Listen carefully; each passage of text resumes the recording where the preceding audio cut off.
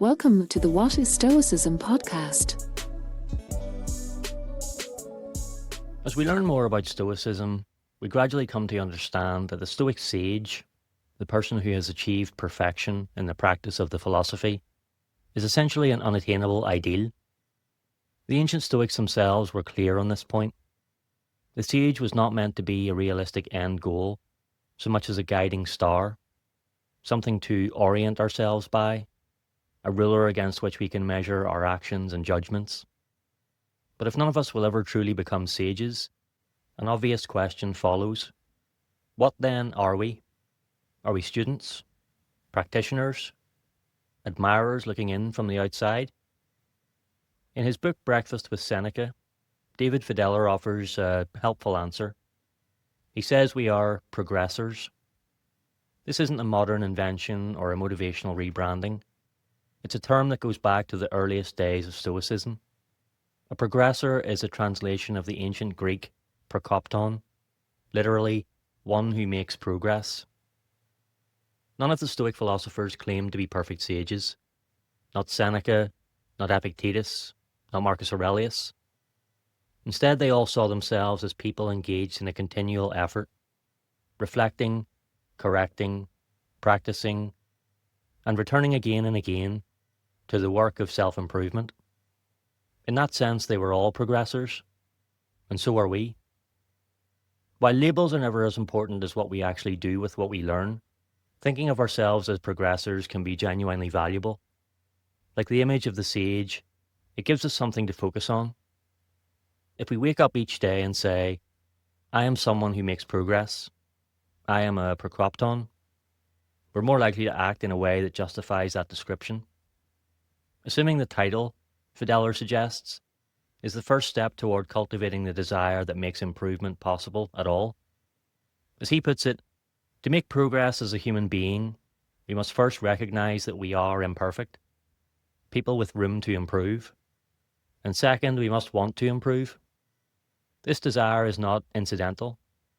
Seneca himself returned to the language of progress repeatedly in his letters, emphasizing that wisdom isn't a static possession, but a direction of travel. As he concluded, most of progress consists in the desire to make progress. Without that desire, progress simply can't happen.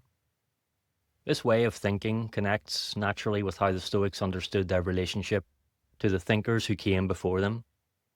When we study ancient philosophy today, we're not merely absorbing information or admiring historical achievements. We're gratefully accepting treasures from the past, wisdom that addresses the most fundamental human question of all, how to live. This wisdom has been preserved and passed down by a long line of people who received it with the same openness we bring to it now. They preserved practical techniques, reflections, and arguments, because they knew future readers would face the same struggles, fears, and moral challenges they themselves had known. When that wisdom reaches us today, we aren't just learning about ancient philosophers.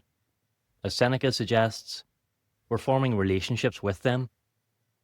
In On the Shortness of Life, Seneca writes that a person devoted to philosophy will have friends with whom he may consider the greatest and smallest matters, whom he may consult daily about himself, and who will tell the truth without insult, offer praise without flattery, and provide a model on which to pattern his own character. Across centuries, these philosophers become companions, voices we can turn to for guidance, correction, and encouragement. Many years may separate our lives from theirs, but when we read their works attentively, that separation seems to dissolve. It can feel as though they're sitting beside us. From the page, they speak directly. They point out where we are mistaken, where we're making excuses, where we might do better. They don't flatter us, but they also don't condemn us. They act like good friends do. Seneca returns to this idea in one of his later letters to Lucilius, writing, I spend my time with the very best company.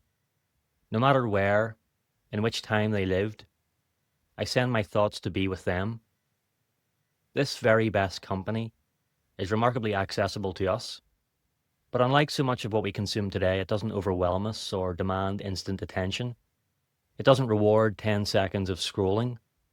It requires something deeper: time, patience, and engagement. The same qualities any meaningful friendship requires. To benefit from this company, we have to show up consistently. We have to reread passages, sit with ideas, and return to them when we fail to live up to them. And we're entrusted with more than just learning this wisdom. We're entrusted with practicing it. The Stoics didn't write so they could be admired. They wrote so their readers could live better lives. In doing so, we follow the same path they walked, not as sages, but as progressors. We stumble, correct ourselves, and move forward.